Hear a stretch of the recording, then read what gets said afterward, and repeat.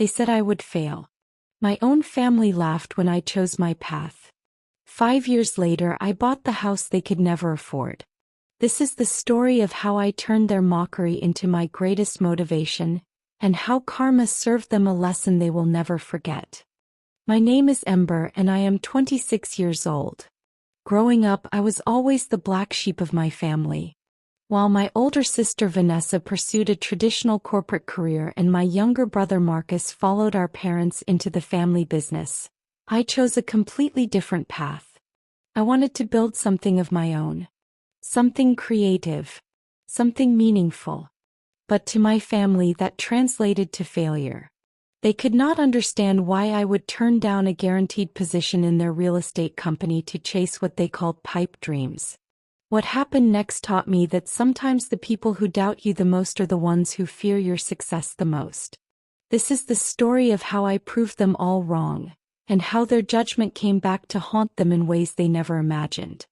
I grew up in a traditional family where success meant one thing: money, status, and following the predetermined path. My father built a moderately successful real estate company in our mid-sized city. Nothing spectacular, but enough to provide a comfortable upper-middle-class lifestyle. My mother worked alongside him, managing the office and maintaining the family image. Appearances were everything to them. Vanessa, my older sister by 4 years, was their golden child. She graduated with honors from business school, landed a job at a prestigious consulting firm, and seemed to have her life figured out by 25. She wore designer clothes, drove a luxury car financed by our parents, and never missed an opportunity to remind me how well she was doing. Marcus, younger by 2 years, was different. He was content to work under our father, learning the business and waiting for his inheritance. He lacked ambition but had our parents' approval, which seemed to be all that mattered to him. Then there was me. I loved art, design, and storytelling. In high school, I spent hours creating digital illustrations and building websites for local businesses. I taught myself graphic design, branding, and social media marketing. By the time I graduated, I knew exactly what I wanted to do. I wanted to start my own digital marketing and branding agency. My family's reaction was immediate and brutal. My father told me I was wasting my potential. My mother said I was being naive and irresponsible. Vanessa laughed in my face, asking how I planned to support myself making pretty pictures. Marcus stayed silent, but his expression said everything. The real breaking point came during Sunday dinner at my parents' house. I was 21, fresh out of community college with an associate degree in digital media. I had been freelancing for 18 months, building my portfolio and client base. I was making decent money, around $3,000 per month, but to my family it was nothing. My father announced that he had secured me a position in his company as an administrative assistant. Starting salary, $35,000 per year. Benefits included. He presented it like a gift, like he was rescuing me from my foolish choices. I politely declined. I explained that I was building my own business and that I believed in my vision. The table went silent. Then the attacks began. My father called me ungrateful and short-sighted. My mother said I was throwing away security for fantasies. Vanessa smirked and said she gave me 2 years before I came crawling back, begging for help. Marcus suggested I was being selfish and immature. The worst moment came when my father stood up, pointed at me, and said something I will never forget. He told me I would amount to nothing. That I lacked the discipline and intelligence to succeed in the real world. That watching me fail would be painful but necessary. He said I was no longer welcome to ask for financial help when my little experiment collapsed. I left that dinner in tears, but something shifted inside me. Their cruelty became my fuel. I decided that night that I would not just succeed. I would surpass every single one of them. The next 5 years were brutal. I worked 16-hour days, 7 days a week. I lived in a tiny studio apartment that cost $550 per month. I ate ramen and rice to save money. I reinvested every dollar I earned into my business. I taught myself advanced skills through online courses. I networked relentlessly. I cold called businesses until my voice went hoarse. I designed logos, built websites, managed social media campaigns, and slowly built a reputation. My family watched from a distance, waiting for me to fail. They made comments at family gatherings I reluctantly attended. They asked when I would get a real job. They compared my modest lifestyle to Vanessa's luxury apartment and Marcus's new truck. Every interaction felt like a test, a chance for them to prove they were right about me. But something was happening behind the scenes. My client roster was growing. I had moved from working with local small businesses to regional companies. I hired my first employee at year 3. Then 2 more at year 4. By year 5, I had a team of 7 and we were landing contracts worth $50,000 to $75,000. I kept my success quiet. I did not post about it on social media. I did not brag at family events. I let them believe what they wanted to believe. Meanwhile, I was saving aggressively and planning my next move. The escalation began at Vanessa's 30th birthday party. She had rented an expensive venue and invited everyone who was anyone in her social circle. The party was extravagant, clearly designed to show off her success. She wore a designer dress that probably cost $2,000 and spent the evening talking about her recent promotion to senior consultant. I arrived in a simple but elegant dress I had bought on sale. I brought a thoughtful gift and genuinely tried to celebrate my sister. But within an hour, the passive-aggressive comments began. Vanessa introduced me to her friends as her younger sister who was still figuring things out. She mentioned that I ran a little graphic design hobby. When someone asked about my work, she interrupted to talk about real careers and real money. My father cornered me near the bar. He had been drinking and was feeling bold. He asked how my business was going with a smirk that said he already knew the answer he wanted to hear. I told him it was going well. He laughed and said that well for me probably meant barely scraping by. He suggested again that the offer to join his company still stood if I was ready to be serious about my future. My mother approached with concern that felt more like judgment. She asked if I was eating enough, if I could afford health care, if I had thought about my retirement. Every question was designed to highlight my perceived failures. Marcus, emboldened by alcohol, decided to join in. He told a story about how he had just closed a deal worth $120,000 for the family company. He looked directly at me and asked how my little projects compared to real business. The group around us laughed. I excused myself and left early. I sat in my car for 20 minutes, shaking with anger and humiliation. But underneath the hurt was something stronger. Determination. I had been planning something big, and their behavior that night convinced me to accelerate my timeline. The following Monday, I met with my business partner and my accountant. I had been preparing to make a major purchase. 6 months earlier, I had identified a property in an exclusive neighborhood on the outskirts of the city. It was a beautiful 4-bedroom house with modern architecture, a home office perfect for running my growing agency, and a price tag of $475,000. I had been saving and investing carefully. My business was generating consistent revenue of around $30,000 per month in profit. I had $200,000 saved for a down payment. My accountant confirmed that I could comfortably afford the mortgage. My business partner supported the decision, understanding that having a professional space would help us land even bigger clients. I made an offer. It was accepted within 48 hours. But I did not tell my family. Not yet. I had a different plan. Around the same time, I learned through Marcus that my parents' business was struggling. The real estate market had shifted and their traditional approach was not working anymore.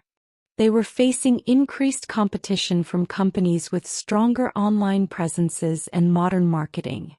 Younger agents were taking their market share. My father was too proud to adapt, and their revenue had dropped by nearly 40% over 2 years. Marcus mentioned during a rare phone call that they might need to downsize their office and lay off staff. He sounded worried about his own position. Vanessa, meanwhile, had been passed over for a partnership at her firm. She was still making good money, but her career had plateaued, and the financial pressure of maintaining her lifestyle was showing. I saw an opportunity. Not for revenge yet, but for leverage. I reached out to several of my father's competitors through my business connections. I offered comprehensive digital marketing packages designed specifically for real estate companies. Within 3 months, I had signed 4 of his direct competitors as clients. My strategies helped them dominate the online space that my father had ignored. I watched from a distance as my father's business continued to decline while the companies I was helping thrived. It was not personal. It was just business. But it felt like justice. Then came the moment I had been waiting for. My parents announced they were hosting a family dinner to discuss something important. The tone was serious. I knew what was coming. The dinner was tense from the start. My parents looked exhausted. The house, once immaculate, showed signs of neglect. Small things, peeling paint on the porch, overgrown landscaping, but enough to notice. Vanessa arrived late, complaining about work stress. Marcus looked uncomfortable, like he knew what was coming and dreaded it. My father started the conversation. He explained that the business was in trouble. Serious trouble. They had been operating at a loss for 8 consecutive months. They had drained their savings trying to stay afloat. They were facing the possibility of closing down entirely or filing for bankruptcy. He said they needed help. He looked at Vanessa first.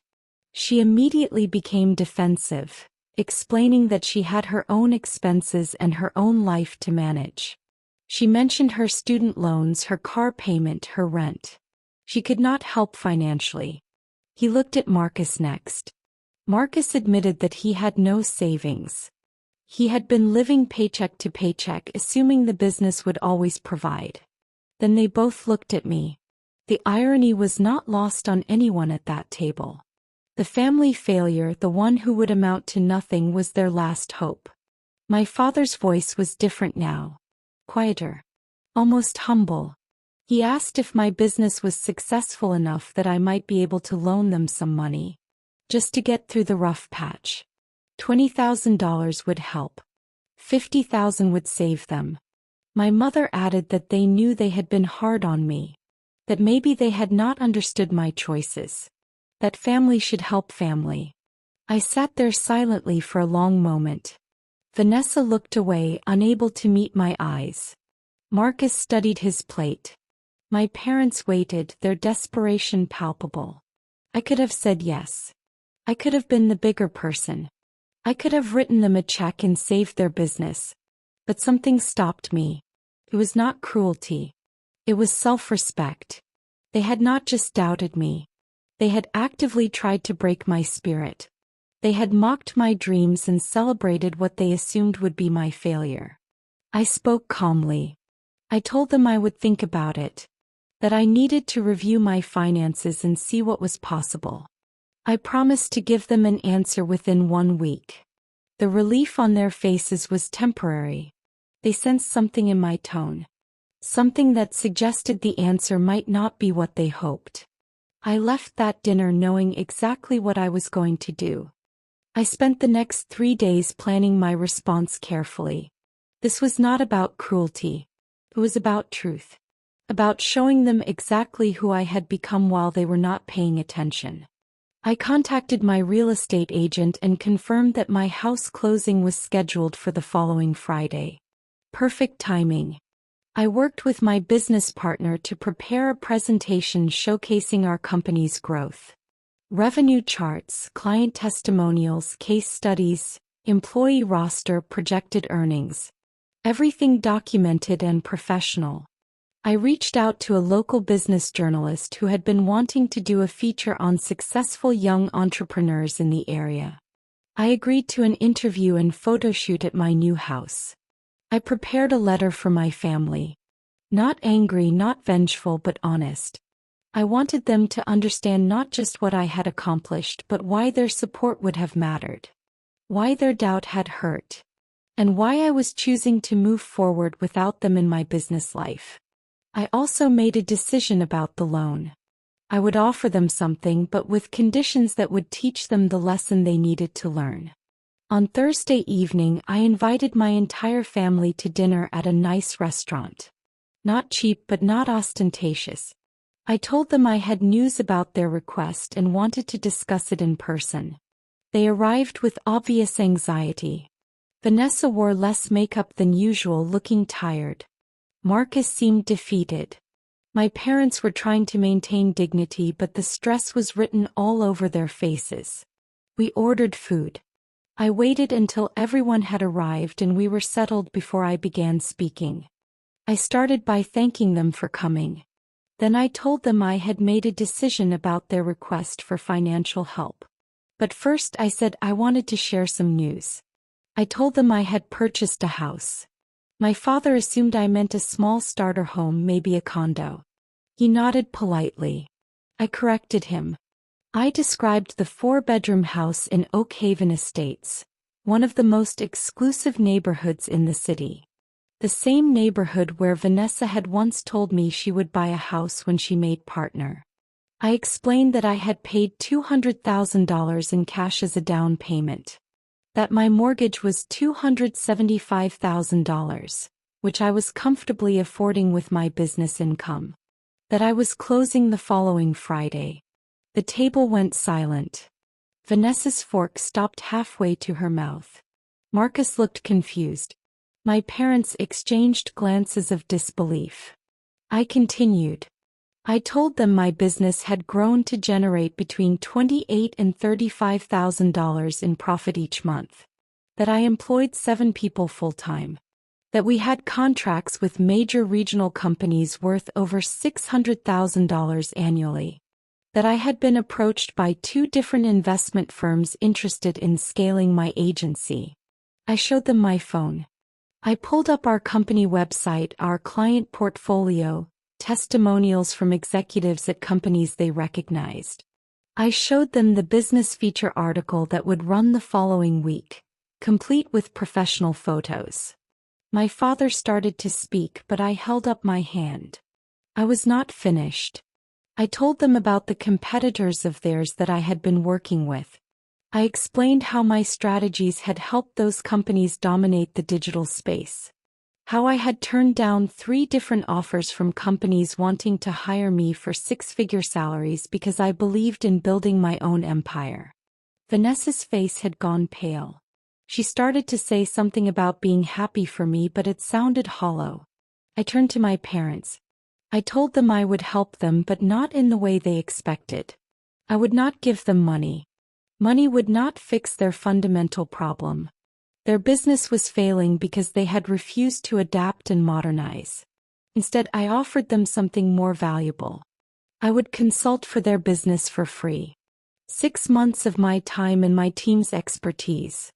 We would rebuild their online presence, create a comprehensive digital marketing strategy, train their staff, and position them competitively in the modern market.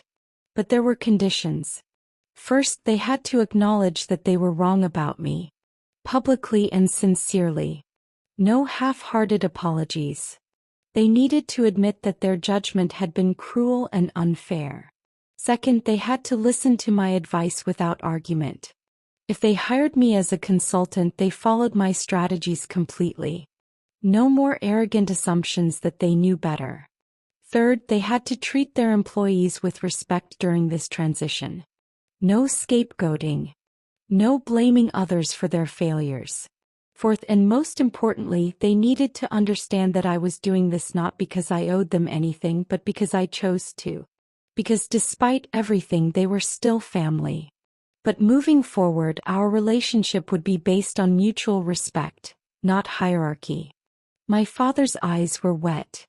He started to respond, his voice breaking. He said he was sorry. That he had been wrong. That his pride had blinded him to my talent and determination. That watching me succeed on my own terms was both humbling and impressive. My mother reached across the table and took my hand. She apologized for not believing in me, for prioritizing appearances over supporting her daughter's dreams. She said she was proud of me and she should have said it years ago. Vanessa was crying. She admitted that she had been jealous. That my independence and success made her question her own choices. That she had been living beyond her means trying to maintain an image while I had been building something real. She asked if we could start over. Marcus was quiet for a long time. Finally he spoke. He said he admired me. That he had been too afraid to take risks like I had. That he wanted to learn from me if I was willing to teach him. I told them I accepted their apologies. That I would help their business. That we could rebuild our relationship. But things would be different now. I would not tolerate disrespect or judgment. I would not accept conditional love based on their definition of success. The dinner ended with an understanding. The following week I brought my team to their office and we began the transformation process. Within 3 months, their website traffic had increased by 200%. Within 6 months, they had closed 8 new major deals directly attributed to our digital marketing efforts. Their business was not just saved, it was thriving. My father called me one evening months later. He told me he had recommended my agency to 5 other business owners. That he bragged about me constantly. That he finally understood what I had been building all along. Life changed dramatically after that dinner. My relationship with my family transformed from toxic to supportive. It was not perfect. Relationships this damaged never fully heal, but it was authentic. Vanessa and I became closer than we had ever been. She admitted that her life was not as perfect as she had pretended. She was burned out, unfulfilled, and reconsidering her path. I helped her explore consulting work that aligned with her values rather than just her resume. She eventually left her firm and started doing independent strategy consulting. She made less money but was significantly happier. Marcus asked to learn about digital marketing. I hired him part-time to work on content creation for my agency. He discovered he had a talent for writing and storytelling. He eventually transitioned away from the family real estate business to pursue content marketing full-time. My father supported his decision, having learned from his mistakes with me. My parents became genuine supporters of my work. They referred clients to me constantly. They attended my company events. They asked questions about my business with real interest instead of judgment. My mother framed the business feature article and hung it in their office. The house I bought became more than just a symbol of my success. It became my sanctuary. My home office was where I conducted client meetings, recorded podcasts about entrepreneurship, and mentored young women starting their own businesses. I hosted family dinners there, finally on my terms in my space. My business continued growing. We expanded to 12 employees. We opened a small satellite office. We were featured in 3 more publications. I was invited to speak at entrepreneurship conferences. Everything I had dreamed of was happening. But the most satisfying moment came 18 months after that confrontational family dinner. My father's company had recovered fully and was more profitable than it had been in 5 years. He called me to thank me not just for the consulting work but for teaching him humility. He told me something I had waited my entire life to hear. He said he was wrong about everything. That my path was not easier than Vanessa's or Marcus's, it was braver. That building something from nothing required more courage than he had given me credit for. That I had not just succeeded despite his doubt, I had succeeded because of my response to it. He said I had become the person he had hoped to raise, just not through the path he had expected. He was proud of me. Genuinely, deeply proud. I forgave him fully in that moment. Not because what he had done was okay, but because holding on to anger was no longer serving me. I had proven everything I needed to prove. To him, to my family, but most importantly, to myself. This experience taught me several critical lessons that I carry with me every single day. First, other people's doubt about you is usually just their fear projected onto your ambition. My family did not doubt my potential because I lacked it. They doubted me because my unconventional path scared them. It challenged their beliefs about security and success. Second, proving people wrong is satisfying, but building something meaningful is more important. My initial motivation was their doubt. But ultimately, my business succeeded because I loved what I was doing. The revenge was just a bonus. Third, success is the best response to negativity. I did not need to argue with my family or defend myself endlessly. I just needed to keep working and let my results speak for themselves. Fourth, family relationships can heal, but only when both sides are willing to be honest and humble. My family's apology meant something because it was genuine. And my willingness to help them meant something because I chose it freely, not from obligation. Finally, defining success on your own terms is the only path to real fulfillment. If I had followed my father's path, I might have been comfortable, but I would have been miserable. Building my own business, despite the risks and the doubt, gave me something far more valuable than security. It gave me purpose. If you have ever been doubted by the people who should support you most, this story is for you. If you have ever been told you will fail, remember that their judgment says more about them than about you. Keep building. Keep pushing. Keep proving them wrong, not because you need their validation, but because you deserve to see what you are capable of creating. Thank you for listening to my story. If this resonated with you, please subscribe for more stories about standing up for yourself and finding your path. I read every comment and I would love to hear about your experiences with family doubt and personal triumph.